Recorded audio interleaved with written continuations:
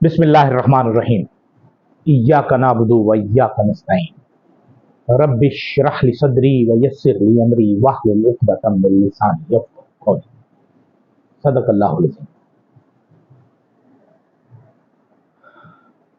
200 दिन से ज़ायद हो गए फ़लस्तीन और इसराइल के दरमियान जंग शुरू हुई। इस दौरान में तकरीबन 34,500 फ़लस्तीनी जामे शहादत नोश कर चुके। अब उसके अलावा जब इज्तिमाई खबरें शुरू हो चुकी हैं मिलना, और उसमें पता चल रहा है कि लोगों को जिंदा दफन किया गया। जंगी जराइम जो होते हैं, जंगी मसाइल जो होते हैं, जंगी कवानीन जो होते हैं, उनके भी मुताबिक कोई फैसला करना होता है। ऐसे नहीं मादर पिदर आज़ाद होकर जंगें लड़ी जाती हैं। इस्लाम में तो खैर जंग में मैदान जंग के जो उसूल हैं वो बहुत ही अजीम हैं, लेकिन दुनिया ने उन उसूलों को देखकर कुछ उसूल बनाए।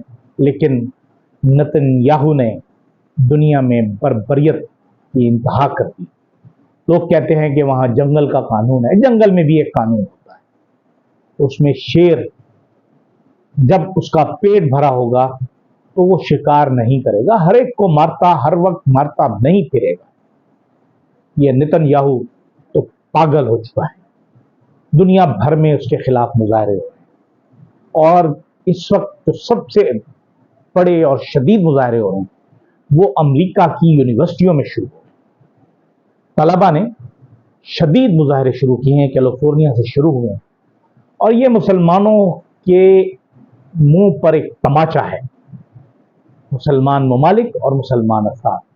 यहाँ तो खैर पाकिस्तान में तो कोई भी शख्स कुछ करने ही नहीं देता।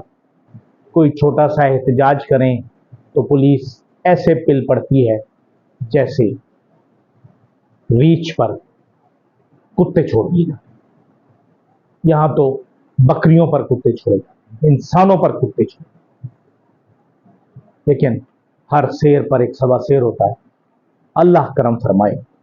अभी गुज़िश्ता रोज एक तजवीज़ आई थी जिस पर हम आज भी गुफ्तगू हल्की सी करेंगे। आरिफ हबीब साहब की एक तजवीज़ थी, उस पर एक शदीद रद्द अमल। उस वक्त तो मियाँ शहबाज शरीफ साहब का रंग फक हो गया था, और अब तो आज तो आर्मी चीफ की तरफ से भी एक बयान आया है जो बराह रास्त तो नहीं है, लेकिन बिल वास्ता उसका कहना यही है कि जी मुल्की इस्तेहकाम के बगैर तरक्की नहीं कर सकता। जनाब, मुल्की इस्तेहकाम तरक्की करेगा जब आपके यहाँ सियासी इस्तेहकाम होगा, फिर माशी तरक्की होगी, तो ही मुल्क तरक्की करेगा ना। आप अभी तक एक टांग पर खड़े हैं। आपको समझ नहीं आ रही, या आप समझना नहीं चाहते, या आपकी अना इस मुल्क, इस कौम 25 करोड़ लोगों से ज्यादा बड़ी और अजीम है। आप माशाअल्लाह हाफिज कुरान है, माफ फरमाना और माफ कर देना, इसका कितना अजर है। आप तो हाफिज कुरान है, आपको पता होना चाहिए, और है, लेकिन आप समझते हैं कि ये वर्दी हमेशा आपके पास रहेगी। वर्दी हमेशा साथ नहीं रहती, जिंदगी नहीं रहती। जब आप चले जाएंगे दुनिया से, जब आपकी वर्दी उतर जाएगी तो क्या होगा? कभी सोचा आपने? आपने साथ मिला लिया लोगों को, बहला फुसला कर, लालच देकर, तड़ी देकर, धमका कर। अब हर शख्स जो है, हर इदारा जो है, वो आपकी गुलामी कर रहा है। पाकिस्तानी कौम ने सर उठाकर जीना सीख लिया।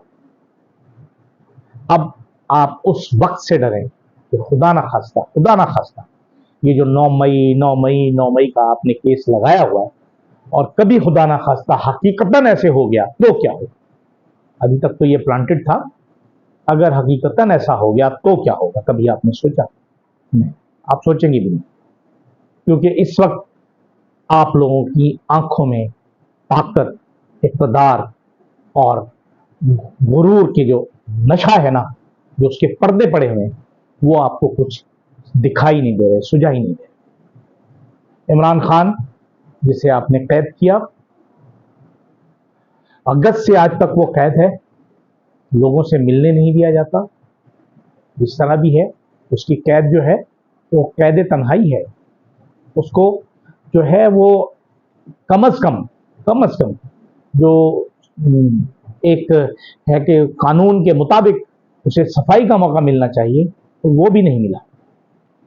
लेकिन फिर भी वो शख्स, एक अकेला शख्स, पूरी ताकत को, पूरी रियासत को, मुक़्तदर हल्कों को, पीडीएम की हुकूमत को, निगरान हुकूमत को, तमाम को शिकस्त दे चुका। अब शिकस्त कबूल करना आपके लिए नामुमकिन हो रहा है, और ये एक शिकस्त अगर आप कबूल कर लेते हैं तो शायद आपको जो है आइंदा बाजवा साहब की तरह जेब में कुरान नहीं रखना पड़ेगा, क्योंकि आपके तो सीने में कुरान मौजूद है।